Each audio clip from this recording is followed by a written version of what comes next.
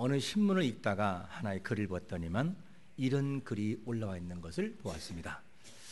영국의 어떤 노신사가 이제 대형 제국의 도서관에서 책을 읽게 되는데, 이분은 일주일에 한 번씩은 꼭 들어가서 책을 읽습니다.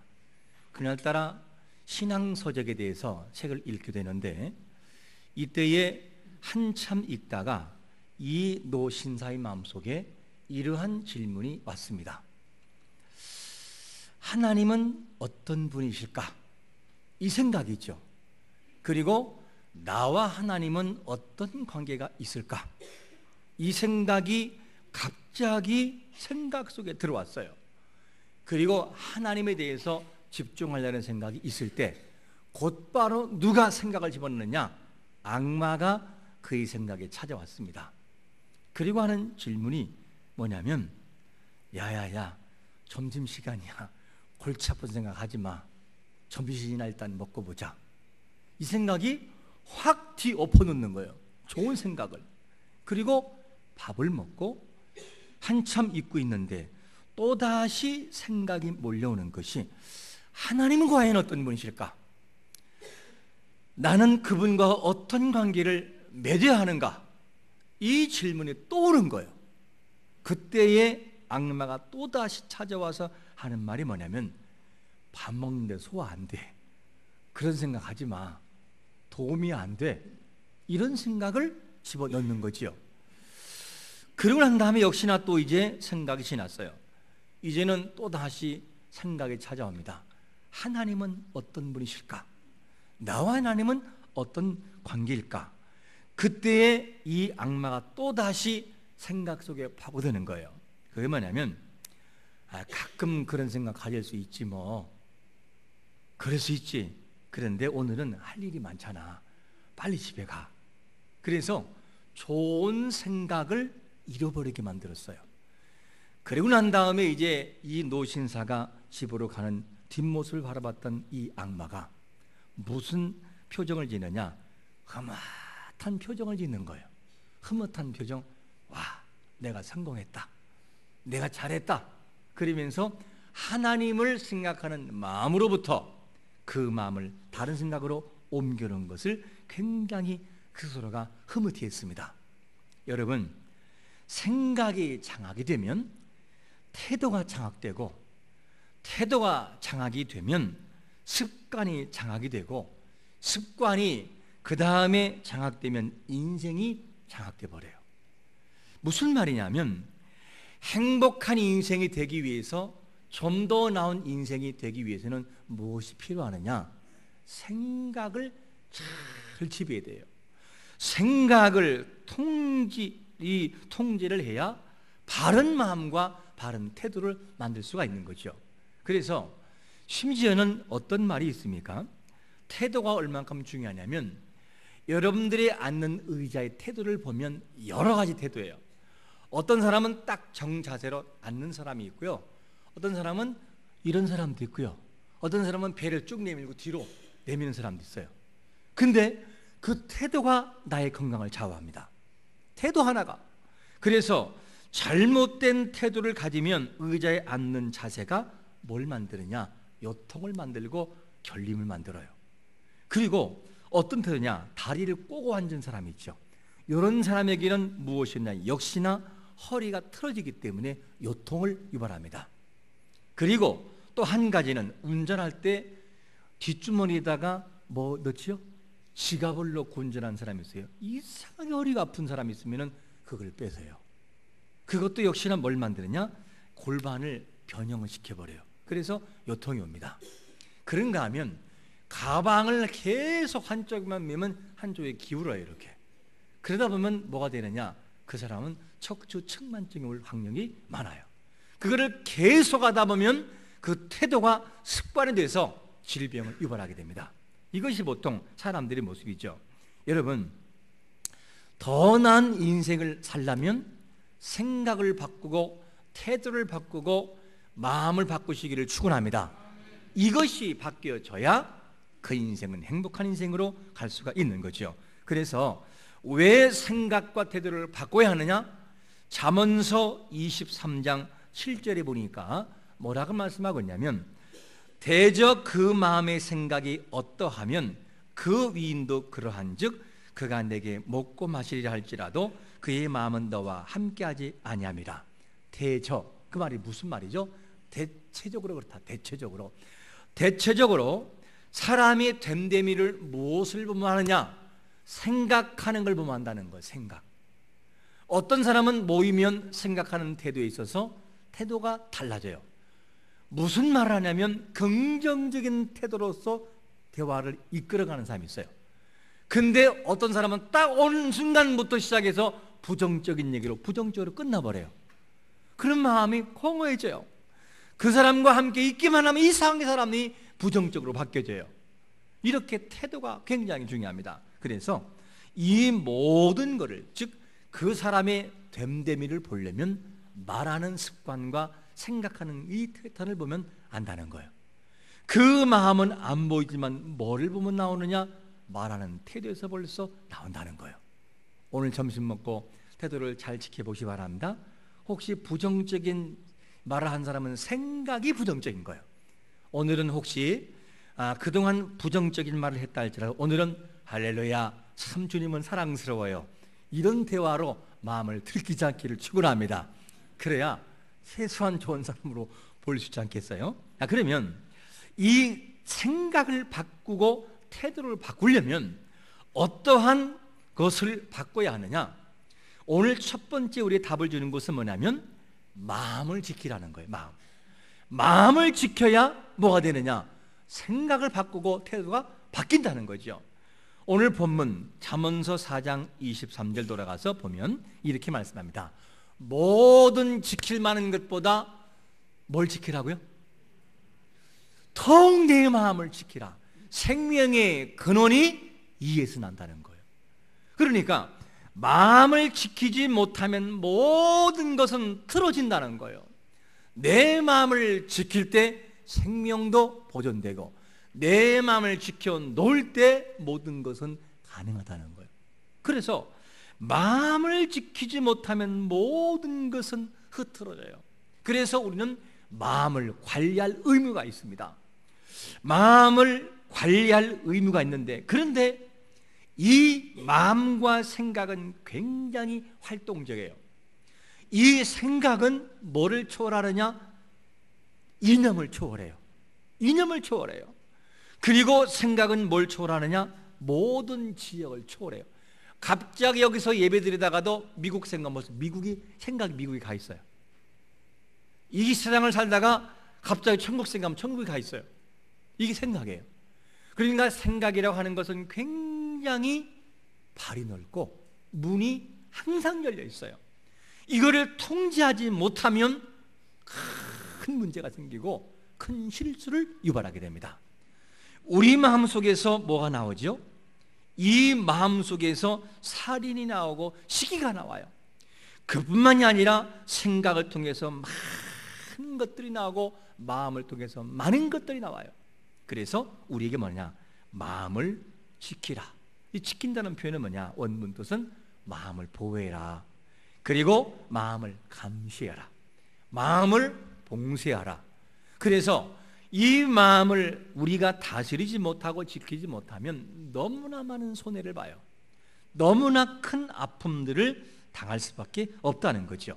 그러면 이 생각이라고 하는 것들은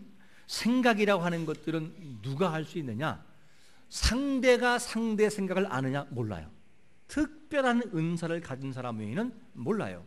그래서 우리는 무슨 생각을 막 악한 생각을 하고 있지만 겉은 할렐루야 웃고 있으면 생각이 안 들켜요. 이게 생각이거든요. 근데 그 마음을 누가 아느냐? 전능하신 하나님은 우리의 생각과 마음을 모두 알고 있는 것을 믿으시기를 축원합니다. 그래서 이 마음과 생각을 지키기 위해서는 하나님을 의지할 수밖에 없어요. 우리 마음을 하나님이 어느 정도 아느냐? 시편 139편 1절과 2절 보니까 나를 살펴서 한다는 거예요. 살펴 알기는 아는데 뭐라고 하느냐? 내가 안고 일어서만 하시고 멀리서도 내 생각을 다 한다는 거예요. 밝히 한다는 거죠.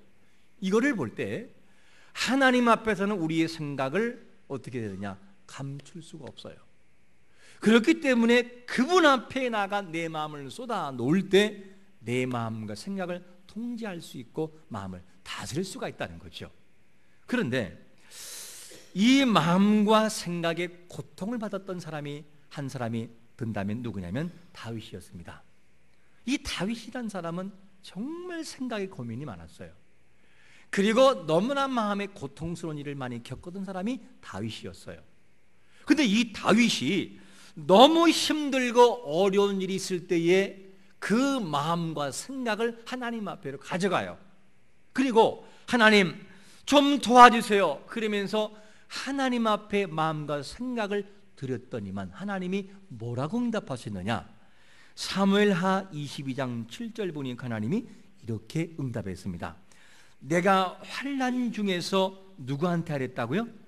여호와께 아뢰며 나의 하나님께 아뢰었더니 그가 그의 성전에서 내 소리를 뭐 했다고요? 들으시며 나의 부르짖음이 그의 귀에 들렸다는 거예요.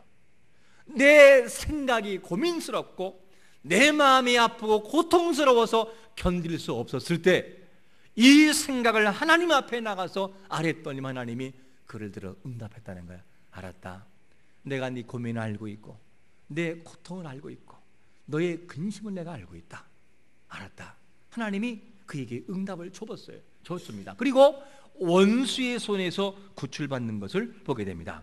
그러므로 우리의 아픔과 고민과 고통이 있을 때에 이 모든 생각을 혼자 잠재우지 말고 마음속에 누르지 말고 나의 마음과 생각을 하나님 앞으로 가지고 가서 모든 문제를 응답받는 자가 되시기를 축원합니다.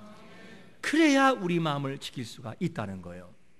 그래서 이렇게 이 마음을 생각을 지키고 마음을 지키는 것이 중요한데 근데 이 마음과 생각을 우리의 의지로만 한다는 것은 버거워요. 안 돼요.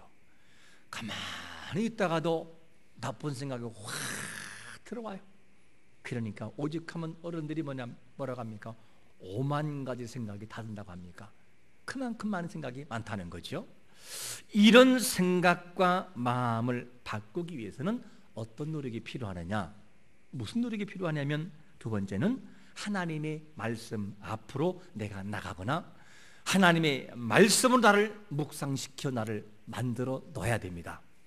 하나님만이 우리를 만들 수 있어요. 그래서 복 있는 사람이 어떤 사람이라고 말하죠? 시편 1편 1절과 2절 보니까 이런 말씀을 하잖아요. 복 있는 사람은 악인들의 길을 따르지 아니하며 죄인들의 길에 서지 아니하며 오만한 자리에 앉지 아니하고 오직 여호와의 율법을 뭐함으로? 즐거워하여 그 율법을 무엇으로? 낮과 밤에 묵상하며 자기를 만들어가는 사람이라는 거예요. 이것이 뭐냐? 복 있는 사람이라는 거죠. 그래서 우리 인생의 마음과 생각을 지배하려면 사람의 의지를 가지고는 불가능해요. 아직 우리 마음을 아시고 생각을 아시고 우리를 통치하시는 하나님 앞으로 내가 나가야 돼요. 그리고 내 마음을 그분의 말씀을 통해서 나를 훈련시키고 닦아 놔야 돼요. 근데 이 모든 것을 방해하는 요소가 반드시 있어요. 마태복음 13장에 보니까 4가지 마음이 나오는데 첫 번째 등장하는 마음은 뭐냐면 좋은 씨가 땅에 뿌려져요. 뿌려지는데 그 땅이 너무 딱딱한 길밭이에요. 너무 사람 다녀가지고 씨가 뿌리를 내리지 못하고 뿌리가 내리기도 전에 이미 사단이 그걸 다 물고 가버려요. 그러니까 뿌리를 내리지 못해요. 우리 마음의 때로는 뭐가 있냐? 이 딱딱한 이 길과 같은 마음이 하나님의 앞으로 나가는 것을 방해할 때가 있어요.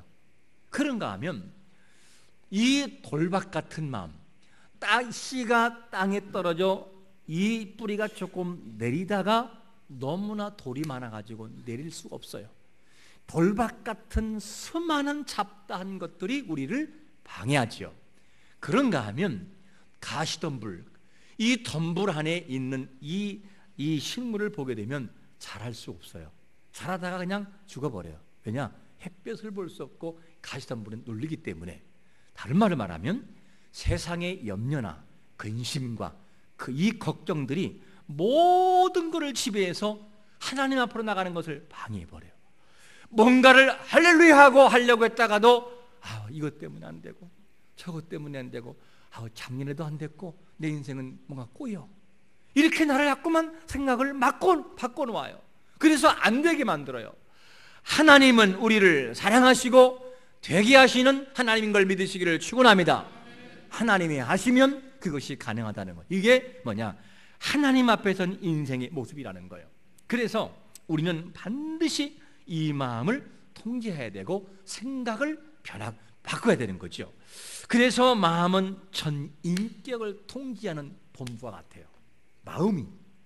이 마음이 오늘 여러분들이 아침에 막 우울하고 근심이 있으면 표정도 어떻게 해요? 이렇게 우울하게 바뀌어요. 내 마음이 이상하게 힘이 없으면 힘이 없게 바뀌어버려요. 그런데 오늘은 왠지 모르게 힘이 있어라고 생각하는 마음이 마음속으로 출발되면 행동도 바뀌어져요. 이렇게 하던 것들이 할렐루야 이렇게 바뀌어져요. 그게 마음이라는 거예요. 그러므로 마음을 바꾸고 생각을 바꿔야 인생이 행복합니다. 이거를 바꿀 수만 있다면 얼마나 좋겠어요. 그래서 하나님 앞으로 나아가서 나의 마음과 고민을 놓고 하나님, 저는 부족합니다. 하나님, 내 마음을 아시지요. 내 마음을 다스리시고 당신의 보존으로 나를 지켜주옵소서 하면서 생각과 마음을 가지고 나가 그분 앞에 맡기면 어떻게 바뀌느냐? 이렇게 바뀐다는 거예요. 빌립보서 4장 6절과 7절 보니까 아무것도 염려하지 말고 다만 모든 일에 기도와 간구로 너희 구할 것을 무엇으로? 감사함으로 하나님께 아뢰라. 그리하면 모든 지각에 뛰어난 하나님의 무엇이? 평강이 무엇을? 그리스도 예수 안에서 너희 마음과 무엇을? 생각을 지킨다는 거예요. 무슨 말이냐?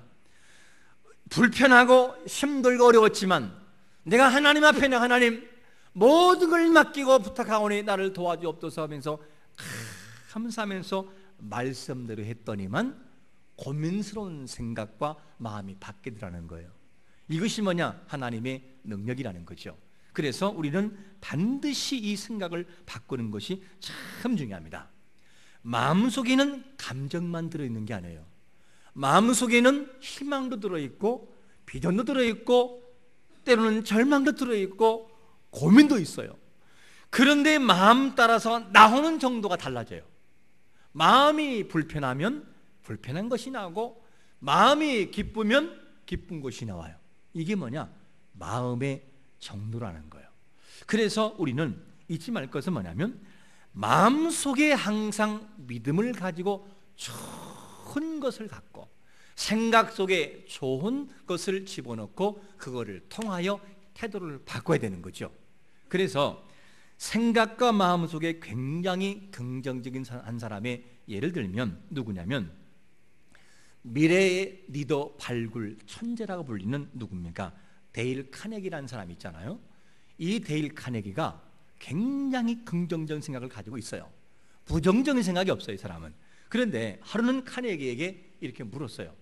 당신은 어떻게 억만장자 43명을 그렇게 당신은 고용했습니까? 라고 질문했더니만 이 카네기가 이런 말을 하는 거예요. 그들이 처음부터 신입사원 때부터 억만장자는 아니었습니다. 저는 어떻게 생각합니까? 그러면서 하는 말이 뭐냐? 이 금을 캐러 갈 때 그 수십 톤을 파면 뭐가 나오느냐?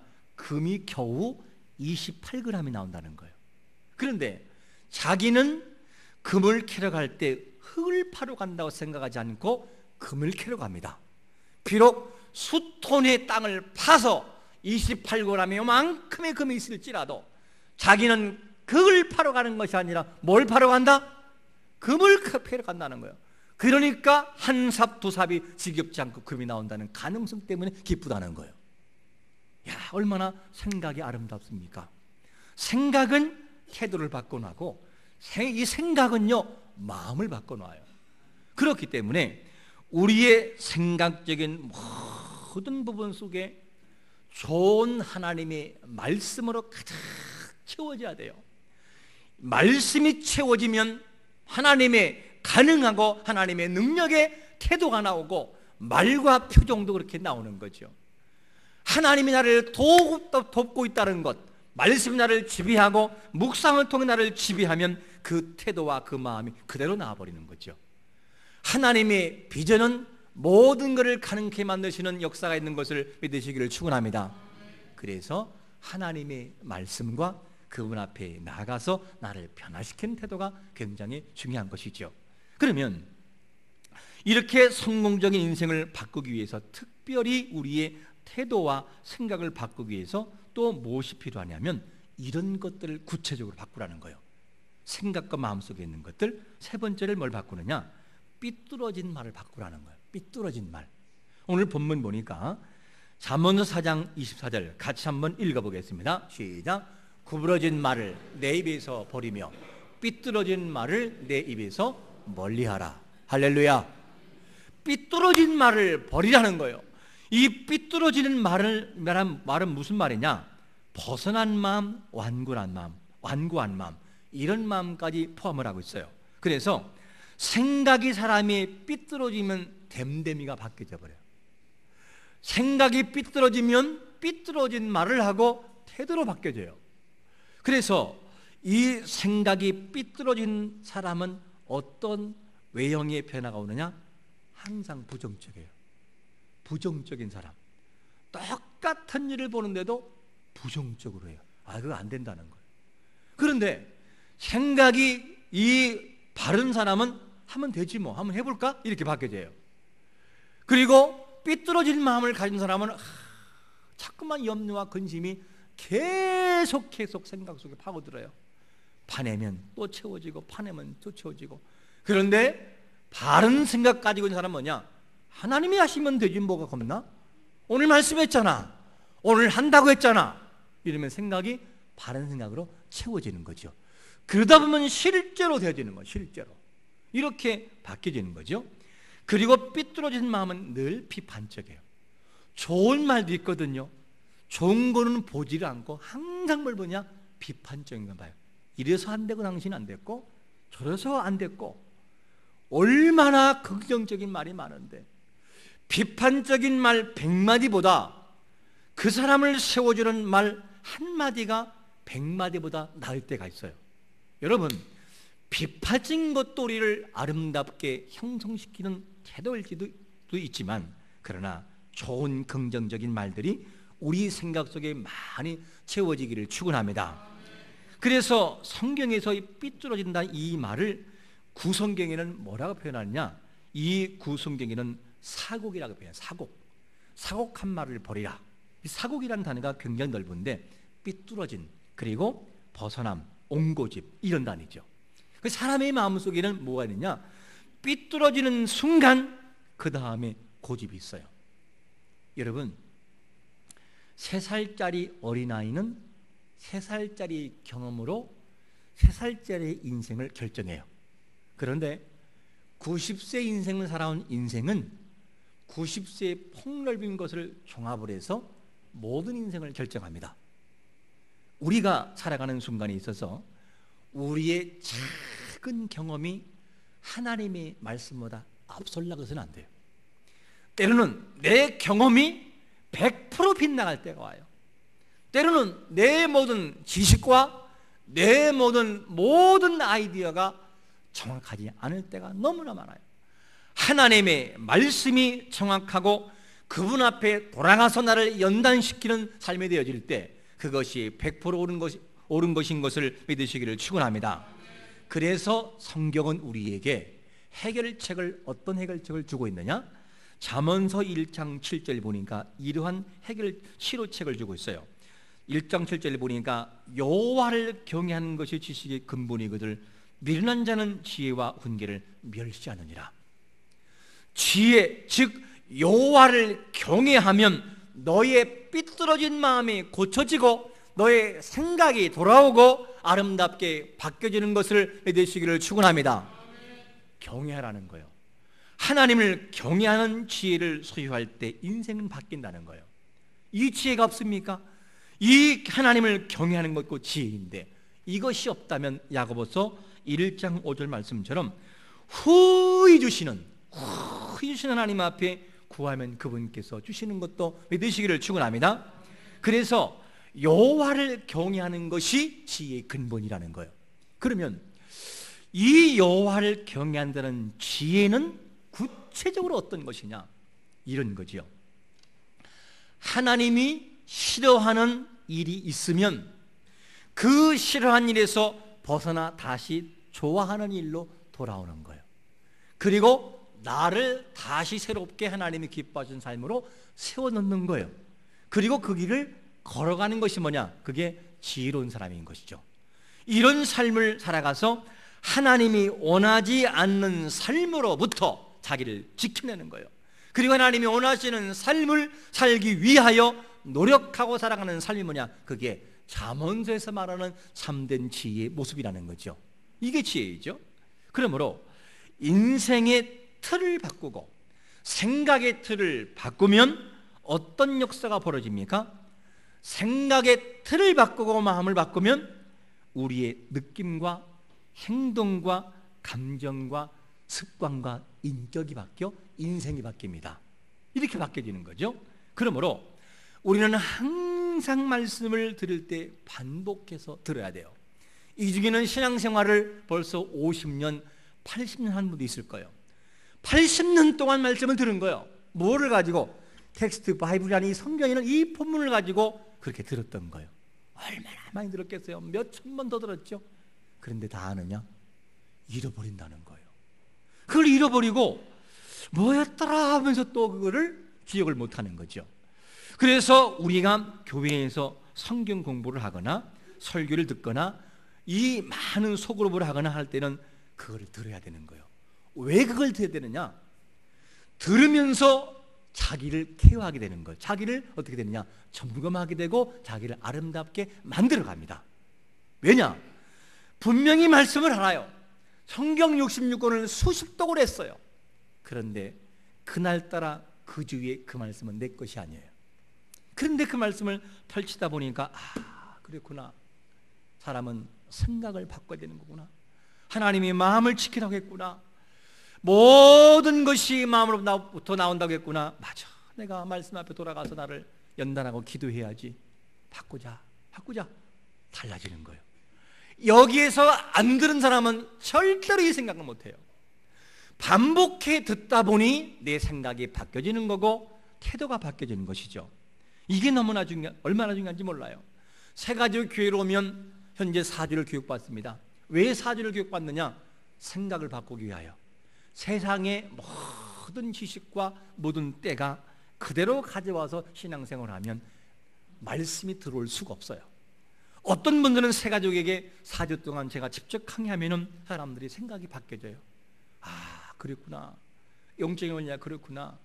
하나님이 살아계셨군. 내가 그래 죄인이구나. 아멘. 그리고 나중에는 신앙의 고백이 아멘으로 바뀌어져요. 그래서 우리는 교육받는 것이 중요합니다. 여러분, 삶의 태도를 바꾸려면 반복해서 듣고 배우고 연구하는 삶이 우리에게는 중요한 거예요. 왜 반복해야 되느냐? 반복해서 듣지 않으면 잃어버려요. 망각의 증상, 망각.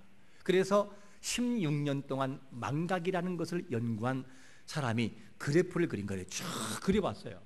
그랬더니만 무슨 결과가 나오느냐? 이 헤르만 에빙하우스라는 사람이 16년 동안 연구하면서 그래프를 그렸더니만 사람이 어떤 것을 외웠는데 몇 분이 지나면 망각하기 시작하느냐? 10분이 지나는 순간 잃어버리기 시작하더라는 거예요. 10분이 지나면서 자꾸만 생각을 잃어버리는 거죠.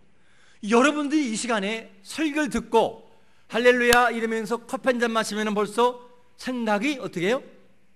오늘 설교가 뭐였더라? 제목이 뭐였더라? 되기 시작하는 거, 잃어보기 시작하는 거예요. 그래서 연구를 해봤더니만 10분 후부터 망각이 시작이 되는데 1시간이 지나면 뭐가 되느냐? 50%를 까먹더라는 거예요. 여러분들이 이제 이 예배를 마치고 식사를 하고 오후 예배 드리려고 그러면서 50%가 날아가 버린 거예요. 기가 막히잖아요. 한번 이따 끝나고 물어보세요. 오늘 설교 기억해? 이분은 특별해서 기억할지 몰라 생각 기억하겠지요. 이것이 벌써 뭐냐, 한 시간 지나면 50분이 사라져버리고, 그리고 난 다음에 하루가 지나면 70%가 사라져버리고, 그 다음에 뭐가 되느냐, 한 달이 지나면 80%가 사라진다는 거예요. 한 달이 지나면 오늘 설교 기억하는 사람 거의 없다는 거예요. 이게 사람의 망각이에요. 너무너무 잘 까먹죠. 그런데 반면에 암기한 것을 영구적으로 기억하는 방법이 뭐냐, 이거를 연구해 보니까, 이 연구를 해보니까 10분 후에 이 말씀을 듣고 차 마시지 말고 다시 한번 쓰면서 다시 이렇게 해보면은 10분 동안 복습을 하면 얼마나 효력이 가느냐, 하루 동안 기억한다는 거예요. 10분 동안 복습하면, 그 다음에 일주일 복습하면, 이 하루를 복습하면 일주일이 가고, 그리고 일주일 복습하면 1개월을 가고, 그리고 1개월을 복습했더니만 6개월이 가더라는 거예요. 이게 뭐냐, 사람의 뇌라는 구조예요. 그러므로 우리가 모든 것을 듣고 반복해서 들어야 인생은 변한다는 거예요. 이거를 잃어버리고 끝나면 그것으로 끝난다는 거죠. 그래서 우리는 성경의 틀을 가지고 모든 생각을 하고 하나님의 말씀 앞에 들어와서 나를 바꿔놓으면 사람은 바뀐다는 거예요. 뭐가? 생각이 바뀌고 마음이 바뀌고 태도가 바뀐다는 거죠. 이렇게 바뀌어진 역사가 있다는 거예요. 그러면 여러분, 오늘도 우리의 모든 생각을 바꾸되 삐뚤어진 모든 말과 생각들을 바꾸시기를 축원합니다. 이거를 바꿔야 인생의 태도는 바뀐다는 거예요. 그렇지 않으면 행복할 수 없다는 거죠. 그러므로 하나님의 말씀을 오늘도 생각하면서 생각을 바꾸자, 그리고 마음을 바꾸자. 그래야 내 태도가 바뀌고 인생이 바뀌어진다. 이 원칙을 기억하고 하나님 앞으로 나가는 성도가 되시기를 예수 그리스도의 이름으로 축원합니다. 아멘. 우리 한번 잠시 기도하겠습니다. 기도하실 때